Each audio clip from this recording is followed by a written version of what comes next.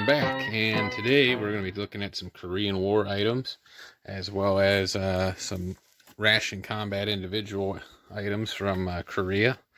If you want to see my video where I go over a complete RCI, check it out. It's on my channel as a 1955 RCI. These components are out of that same ration. I didn't open them in the time of the video, but you can see the contents are starting to eat through this can, at least this entree, which is chicken and vegetables, and I want to save it before it gets any worse. And then we have this B unit crackers cocoa jam, and it's starting to rust a little bit. You know, this is from the Korean War, but I figure I want to get that stuff out of there, especially that jam. It could burst at some point, you know. Maybe I can save the cocoa for display. The crackers, well, they're going to be what they are. If the jam hasn't burst, then I'll keep it for display too. So we'll go ahead and take a look at that after we check out some other items. First off, we'll start off with this my grandfather's M43 patrol cap. It's a World War II holdover. He served as a medic in Korea in 1951. You can see his combat medic badge there. Over to the left, we have a Korean Warrior flak vest. It started to experiment with body armor in the early part of the Korean War, actually late World War II, and it developed throughout the war, and it saw major issues probably towards the war's end, but they were pretty well liked by troops. Korea wasn't as mobile as, say, Vietnam later on, where flak vests were kind of hated because it was hot and troops were doing long jungle patrols. Where Korea, things were a bit more static, and the climate was a bit different, to where flak vests weren't really oppressive to wear, and they were beneficial. In the back, we have the M1 Garand, or U.S. rifle, caliber 30 M1 as it's officially known. This book was my grandfather's. That's your whole manual on use and of the M1, tear down and all of that. In the back, I have this newspaper, dated July 26, 1950, and it's talking about the early part of the war and the Pusan perimeter.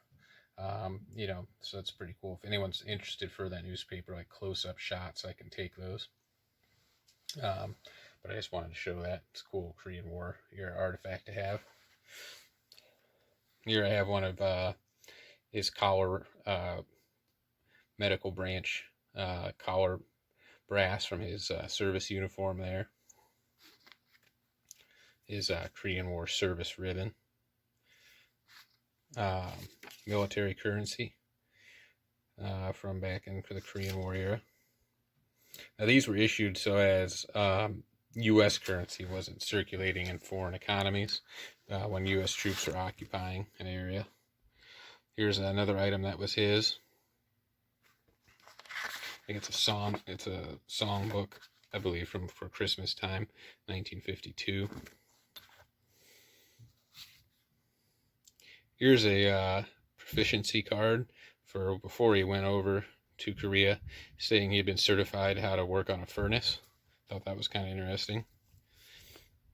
His Armed Forces driver's license, military Bible, and then here's a telegram he sent home from when he first arrived in Japan before going over to Korea. It says, "Hi, Mom and Dad, arrived safely in Japan. How's the family? Merry Christmas and a Happy New Year. Love, Eddie." And there's some other letters that were his. I have some other Korean War items I might share in a later video. Like to spread things out. But I guess next we're going to check out that B1 unit and then that chicken and vegetables. So stand by here and I'm going to get that set up.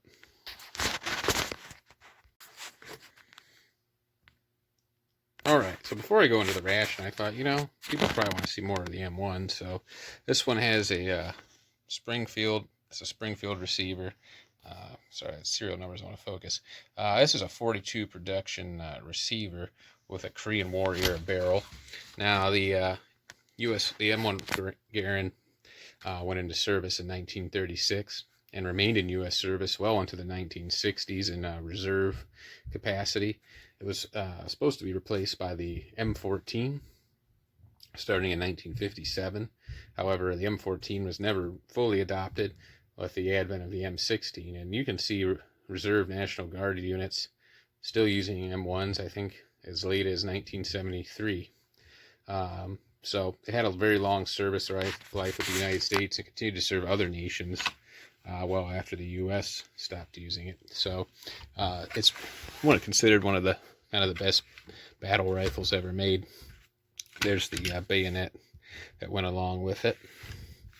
And without further ado, we'll take a look at, we're going to start off with the B unit, because, well, it's not really gross like the,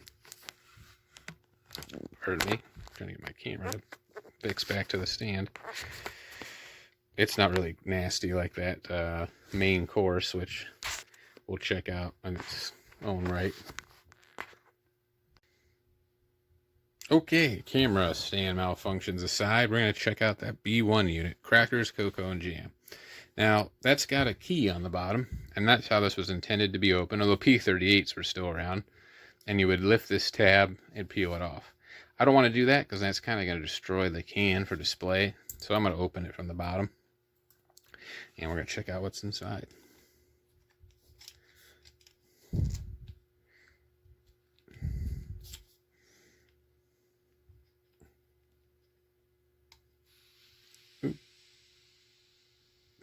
Now that was a nice hiss.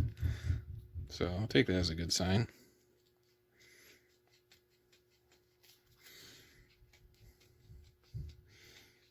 Ooh, looks like we got maybe some jam rupture in there, as I had thought, which might have been causing that rust. I don't think I pierced it with the P38. I think it was already ruptured. But we're going to find out. When I first got these rations, I really never wanted to open them.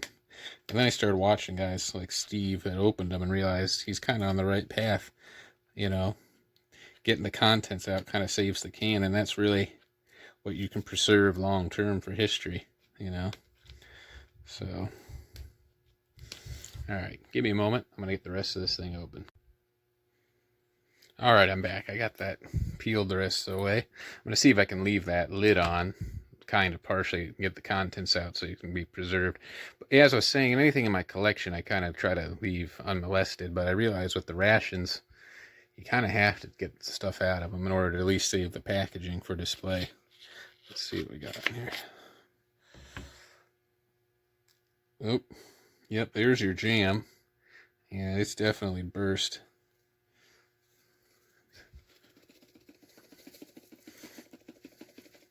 Maybe. It's pretty well stuck in there. Got a period here, a K-bar here. See if we can use that to work. Oh, we're almost out of there.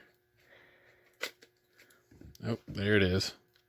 So there's the jam that burst. And there's our crackers. Let's see if we can get that. Well, look at that paper separator off later. Oh, got one.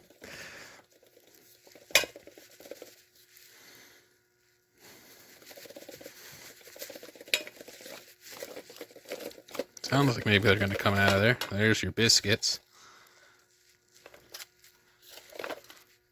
Crackers, but they're kind of more of a biscuit. They're like, you know, pretty thick and heavy duty. And then that cocoa powder, man, it's, oh wow, look at that. I think it looks really well, in really good shape up there. Wow, that's going to be, oh, come on, come out of there. I don't want to damage it.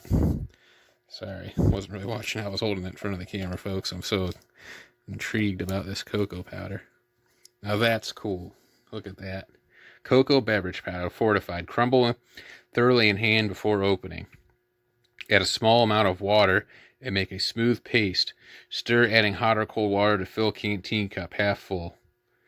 Made by Van Brode Milling Company, Inc., Clinton, Massachusetts. Now that perfect little disc of cocoa powder, I'm going to save. I can't imagine that it's still good, although it looks perfectly preserved. I'm going to give it a sniff.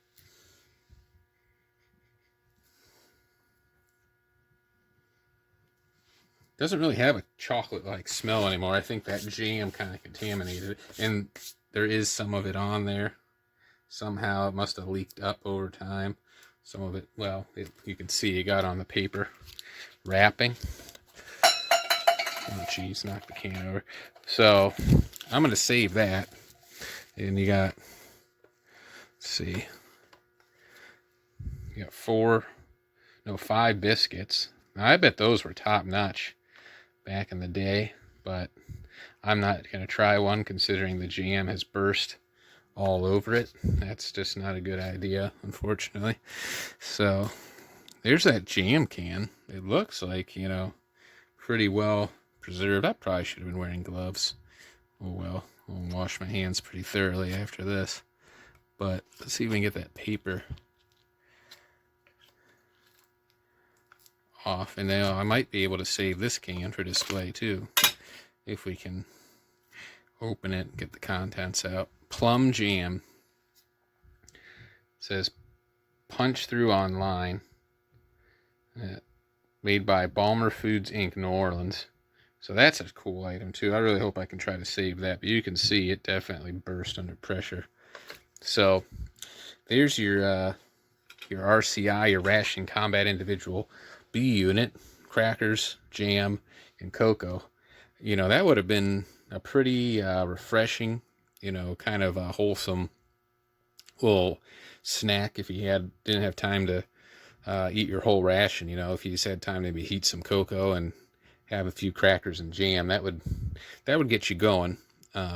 Be a good breakfast, I think. A good way to start out the day. So let me get this cleaned up. Let me get my hands washed off, and then we're going to check out that chicken and vegetables with broth. All right, so now we're looking at this entree. If you want to see the other 2 entrees and the rest of the RCI, like I said, check out my other review that also has Korean War history in it. But I just didn't want to do it all at once. Chicken and vegetables with broth. Ingredients: chicken meat, chicken broth, potatoes, carrots, peas, chicken fat, chicken skin, peppers, and salt. To heat: submerge closed can in boiling water. Replace open can over flame. Packed by Blue Star Foods, Inc., Council Bluffs, Iowa. 11.5 ounces. I'm sure this was like good stuff, you know, back in the Korean War, but not so much anymore. So this ought to be a doozy. Brace for impact here. I would think most of it's already burst, but you know, it shouldn't be under pressure anymore, but you just never know. If you watch my other one, that's what I thought about it too. I think it was spaghetti and meatballs, and it was a doozy. Oh, nope, no pressure. Yeah, this one already let go. The other one, it released like a lot of gas. So I imagine this is gonna be pretty petrified. The other entree, I said those spaghetti and beans or spaghetti and meatballs, and then hamburgers. The hamburger patties would just look like hockey pucks. They were petrified. But it had like 4 little hamburger patties in a can. It's just interesting the stuff you used to be able to get in a can. You don't think you'd ever find hamburgers in a can these days. Oh, I take that back. I think there is like a complete sandwich hamburger in a can, but nothing like just 4 patties in a can like that was. We're going to go ahead and just take the whole bottom off this one. It's pretty nasty. What's interesting about these RCI cans is some of them you would have to use the P38 because the entree cans don't have a tab. But the other ones have the key.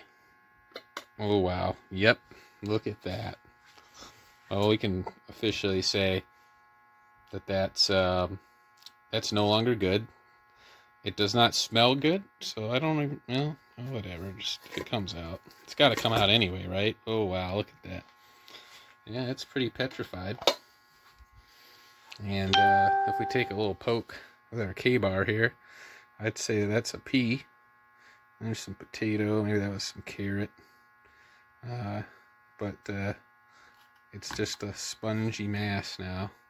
And I'd say, yeah, it's definitely not edible anymore. We could say that with absolute certainty, as I just stuck it as a solid mass with this World War II K-bar. So that pretty much concludes the contents of this, remaining contents of the Ration Combat individual I have. I do have one other B.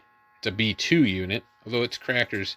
That's Crackers Candy in GM, so I might do that, save that one. We're going to open it up eventually for another video. I'll find something else interesting on the Korean War to talk about, and we'll check out that one. But we'll close just a little, like I said, information on the RCI.